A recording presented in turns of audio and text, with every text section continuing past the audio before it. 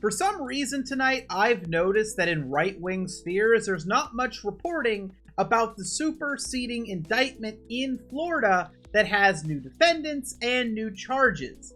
I do recommend reading the full document yourself or watching someone go through the whole thing. I just don't have time right now, so I'm going to go through what I think is the most important. New charges added include willful retention of national defense information, 2 new obstruction counts for attempting to delete surveillance footage, and there's false statements to the FBI. They are, from what I can read, going after him for the document that was claimed to be shown in Bedminster, and they have the audio for that. The third defendant seems to be especially in trouble, going off what the government is saying they have about him. Behind me are the claims involving the deleted surveillance footage, so let's take a look at that. On June 3rd, 2022, when FBI agents were at the Mar-a-Lago club to collect the documents with the classification markings from Trump Attorney 1 and Trump Attorney 3, the agents observed that there were surveillance cameras located near the storage room. On June 22nd, this would be 19 days later, the Department of Justice emailed an attorney for Trump's business organization a draft grand jury subpoena requiring the production of certain security camera footage from the Mar-a-Lago club, including footage from cameras, quote, on ground floor basement where the storage room was located. On June 23rd at 8:46 p.m., Trump called De Oliveira, if I'm mispronouncing it, I'm sorry, and they spoke for approximately 24 minutes. On Friday, June 24th, 2022, the Department of Justice emailed the attorney for Trump's business organization the final grand jury subpoena, which required the production of any and all surveillance records, video, images, photographs, and/or CCTV from internal cameras at certain locations at the Mar-a-Lago club, including, quote, on ground floor basement, from January 10th, 2022 to June 24th, 2022. That same day, June 24th, 2022, at 1:25 p.m., Trump Attorney 1 spoke with Trump by phone regarding the subpoena for security camera footage. At 3:44 p.m., Nata received a text message from a co-worker, Trump Employee 3, indicating that Trump wanted to see Nata. Less than 2 hours later, Nata, who was scheduled to travel with Trump to Illinois the next day, changed his travel schedule and began making arrangements to go to Palm Beach, Florida instead. Nata provided inconsistent explanations to colleagues for his sudden travel to Florida.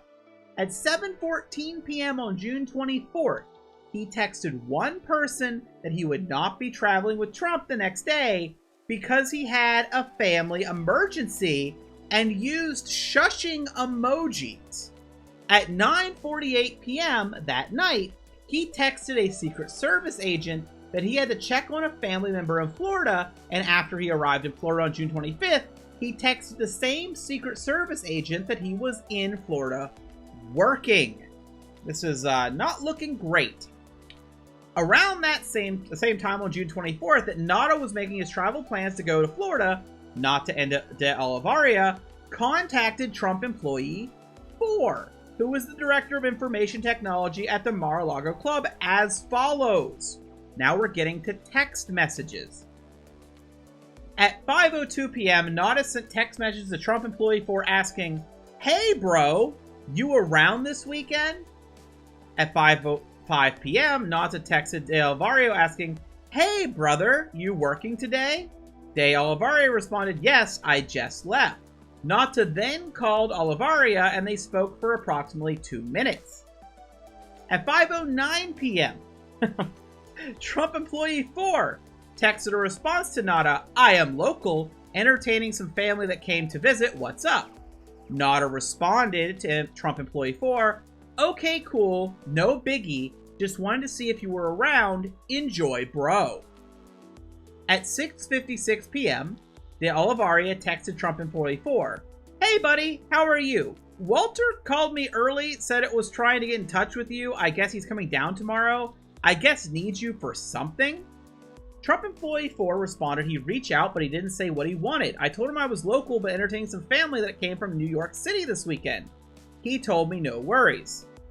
At 6:58 p.m., Trump employee 4 texted Nada, "Bro, if you need me, I can get away for a few. Just let me know." Nada responds, "Sounds good. Thank you." So we've got text messages. On Saturday, June 25th, 2022, Nada traveled from Bedminster, New Jersey to Palm Beach, Florida. Prior to Nada's trip, De Oliveira told a ballet at the Mar-a-Lago Club, Trump employee 5, that Nada was coming down.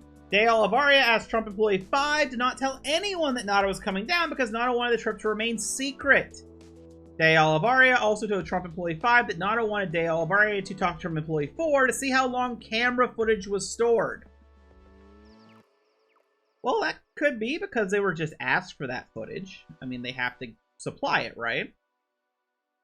Shortly after arriving in Palm Beach on the evening of June 25th, Nada went to the Mar-a-Lago Club to meet with De Oliveira at 5:46 p.m.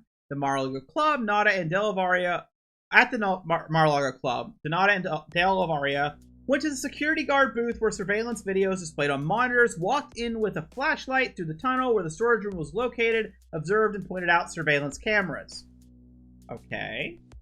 On Monday, June 27th at 9:48 a.m., De Oliveira walked to the IT office where Trump employee 4 was working with other employees in the IT department. With the fact they're saying these specific times, I'm assuming they have footage. Trump employee 4 was with another employee in the IT department. De Oliveira requested that Trump employee 4 step away from the office so that De Oliveira and Trump employee 4 could talk. 9:49 a.m. Trump employee 4 and De Oliveira left the area of the IT office together, walked through a basement tunnel. De Oliveira took Trump employee 4 to a small room known as an audio closet near the white and gold ballroom. Once inside the audio closet, De Oliveira and Trump employee 4 had the following exchange. De Oliveira told Trump employee 4 that their conversation should remain between the two of them. De Oliveira asked Trump employee 4 how many days the server retained footage. Trump employee 4 responded that he believed it was approximately 45 days. De Oliveira told Trump employee 4 that the boss wanted the server deleted. Trump employee 4 responded he would not know how to do that, and he did not believe he would have the rights to do that. Trump employee 4 told De Oliveira that De Oliveira would have to reach out to another employee who was a supervisor of security for Trump's business organization.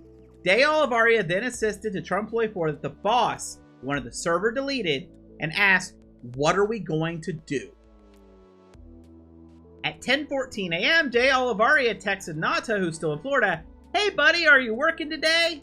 De Oliveira then called Nata at 10:15 and they spoke for approximately 1 minute. Later that day at 1:06 p.m., Nata texted De Oliveira, who was at the Mar-a-Lago Club, "On my way to see you." Between 1:31 p.m. and 1:50 p.m., De Oliveira walked through the bushes on the northern edge of the Mar-a-Lago Club property to meet with Nata on the adjacent property, then walked back to the IT office that he had visited that morning, and then walked again through the bushes on the northern edge of the Mar-a-Lago Club property to meet with Nata on the adjacent property. At 3:55 p.m., Trump called De Oliveira and they spoke for approximately 3.5 minutes. And here we have the court-authorized search of the Mar-a-Lago Club and what they found. Just over 2 weeks after the FBI discovered classified documents in the storage room in Trump's office on August 26, 2022, Nata called Trump employee 5 and said words to the effect of, "Someone just wants to make sure Carlos is good." In response, Trump employee 5 told Nata that De Oliveira was loyal and that De Oliveira would not do anything to affect his relationship with Trump. That same day, at Nata's request, Trump employee 5 confirmed in a Signal chat group with Nata and the PAC representative that Nata was loyal. That same day, Trump called De Oliveira and told De Oliveira that Trump would get De Oliveira an attorney.